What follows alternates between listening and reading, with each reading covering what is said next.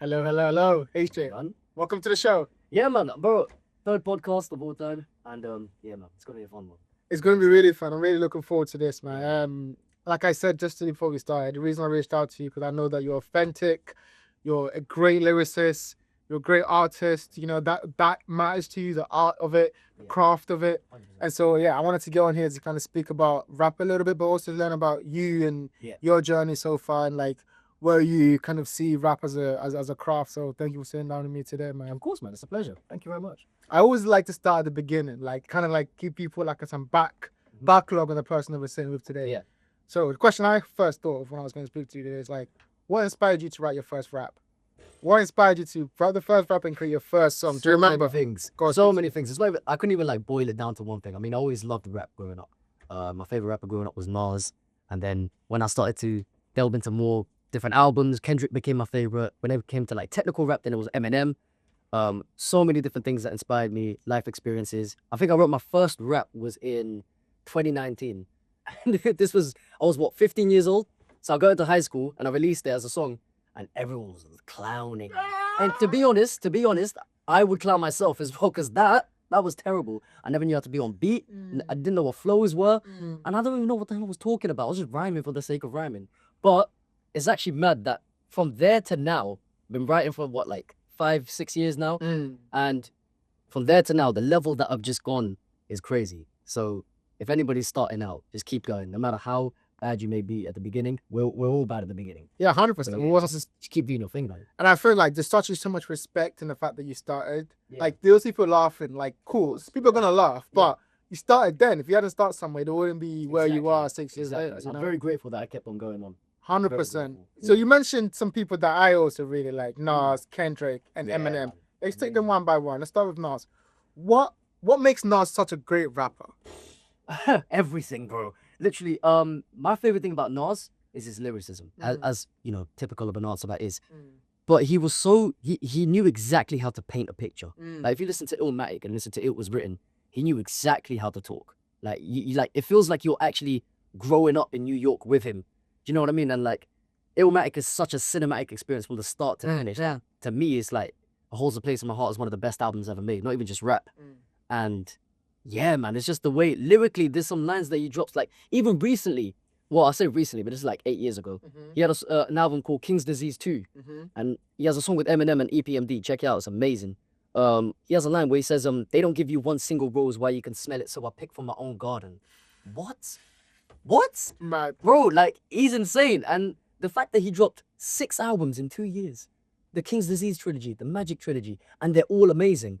Can't not put him in like the greatest conversation. You can Honestly, possibly- like going back, so I was one of those people that after I kind of like, grow up and, Yeah. I start to go back. exactly. Start to go yeah. back to all these greats and start listening to them properly. Yeah. Jay-Z, Nas, and that Mhm. era for me, just listening to those people again, made me actually deep. Like I had no idea about Yeah. rap.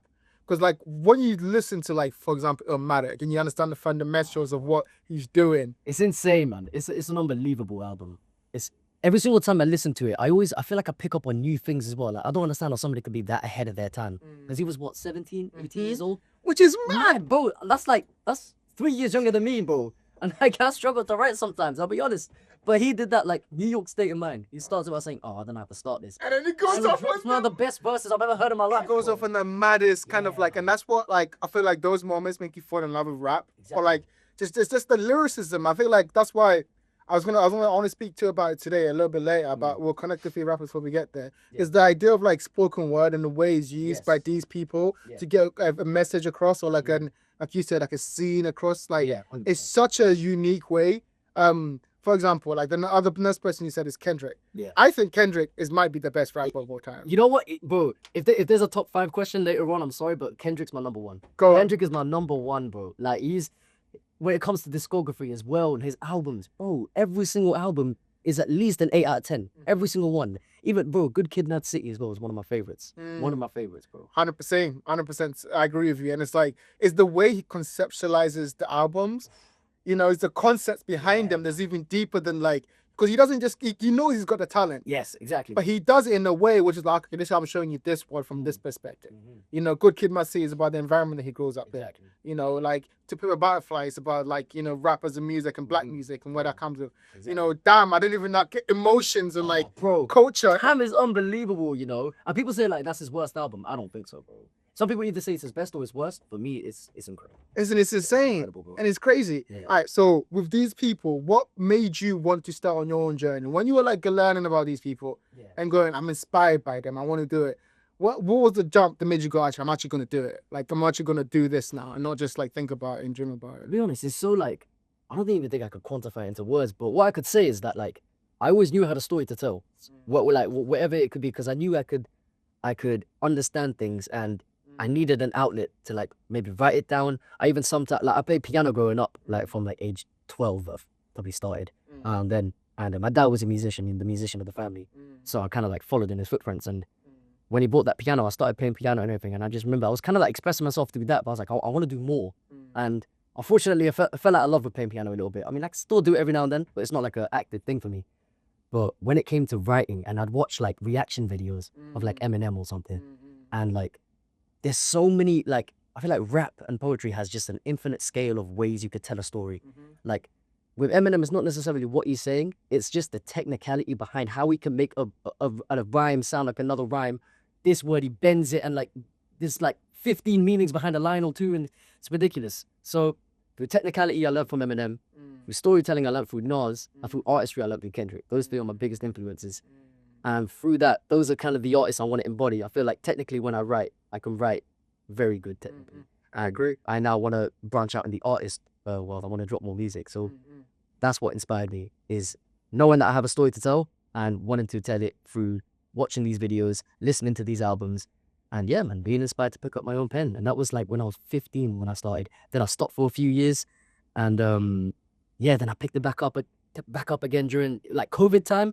I started writing a lot during then. I had like Apple headphones, and I plug it into GarageBand, made a little beat, and I started rapping. And I remember my mum came home, and I showed my mum, and she started getting emotional. She was like, "How have you done this on your iPad?" And then yeah, because I've got the best parents in the world, I'm very grateful. It was like a week later, they bought a whole setup for me, like got me a mic. My dad, obviously, you know, being a musician, knew exactly what to get. So from there, I was like, I have to do this. Like, not in a way that's like I don't want to. I love it. I want to make this my career.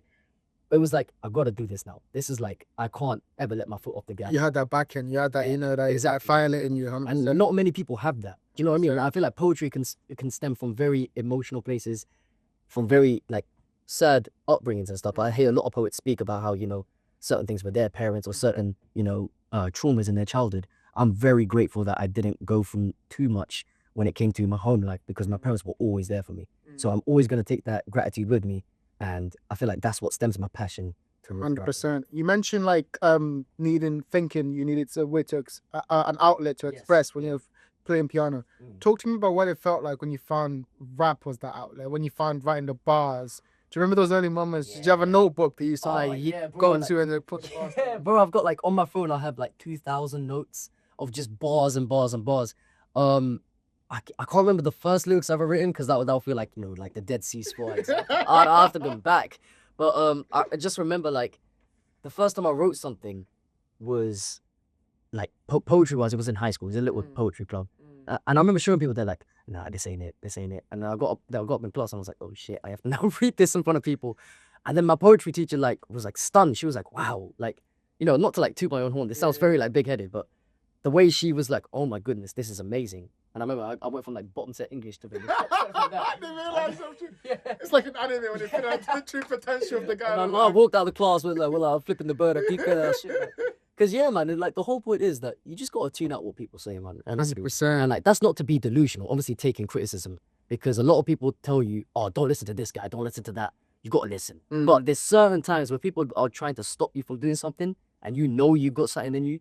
That's not delusion. Obviously, and I think it's also like it's not their journey. Like, why would they understand? Like, you know, it's your journey, it's your path, it's something you care about. They're just going to look from their perspective, and they're going to be like, this doesn't make sense to me. That's fine. You know, you just got to believe in what you're doing and the way it's going to take you.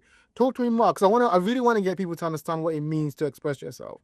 I think as a rapper, you do it in many forms. Yes. You do it like in live person, you do it on record, you do it when it comes to bars. So there's so many ways for you to express yourself. But like, what does that feel like? I'm trying to get you to understand what it feels like when you first understanding that I can express myself to people and I actually have the words to make sense of some of the stuff that's going on in my mind. Yeah. What was that like for you? It's very therapeutic. It really is, because I remember growing up, there was so much going on in my mind that I couldn't even like. I couldn't put down. I couldn't like when your mind goes like 100 miles per hour and you can't grab a thought and be like, oh, what is that? Just keep spinning until you get dizzy. Yes. But as soon as you can like just not even think too much and just write and be like, oh, okay, I see it. And then like you finally see what's going on in your head, because look, a lot of poets, a lot of rappers it's all in the mind. It's all creative, right? So through actually writing down my story, there were certain things in my life that had shifted my whole outlook and stuff. Through understanding myself, that's what made me not spiral out of control. Through understanding myself, through listening to music, because music is frequencies as well. And poetry is a lot more free flow. And I feel like poetry is there's a lot more freedom to it. There's no right or wrong in poetry. I feel like there can be quite a few wrongs in music. And that's not to say anything wrong about music, but when it came to poetry, just stepping in that room, there's a certain energy about it that is different to music. I feel like with rap, because there's a lot of bravado in rap, you want to be the best. You want to, if this guy's going to clash you want to clash him on the spot. You can't be like, no, I'm not going to rap. You know what I mean? But in poetry, no one's going to go, all right, clash me now. You know what I mean? Tell me about your story. My story is more important. It's never going to be that. But with poetry, it's just so much more of a loving community. And when you step in and then you start to say your story, there's a different understanding through that as well, when there's people clicking along. Like I remember the first time I stepped into poetry, I started doing drill music. I had no idea what it was or anything. This was a shitty little tune that I wrote when I was younger, and I walked in because I wanted to support my friend who was a poet, the narrator. I don't know if you might have heard of him, but he's headlined at Window of the Spirits, BYOB before, and yeah, I went to support him. He's like, oh, it's gonna be poetry, just a quite intimate night. And I was like, all right, cool, I'll just come perform something. And this is like the first time I got introduced to open mics. This is 2024. And I went in and I was like, oh shit, people are talking about some beats. and I'm gonna come in saying, yeah, I'm the best, I'm this, I'm that. And I'm like, oh shit. And then what I said was, give me a month. Come back to the next event. I love that. And in the next event, I kind of went like 5 minutes over the time limit because I had so much to talk about. And it was through that poetry night that I really started to understand myself through other people's stories. That's why it's so important. These kind of outlets, such as poetry nights, such as, open mics, music events, it's so important because you understand things about yourself that you couldn't even write, because there's other people that have walked that path with you. And, they separate into their own paths because there's infinite paths in life. There's 8 billion people on the planet. So through poetry, you can understand so much more about yourself. I 100% agree, bro. Like, I run a poetry night myself, and like, oh, really? Yeah, wow. yeah, bro. I need to come through. That's gonna happen. Yeah. Amazing. Morocco Barn, you're gonna love it. I run a poetry night myself, and like kind of like the one important thing I've learned is that idea of the connection, how it connects people. Exactly. I see people will come, and then like they'll be able to see someone who also vocalize something that they've been thinking about, but they just didn't have the words for it. Exactly. And then they'll come, and then they'll find that person and start speaking to that person, and then.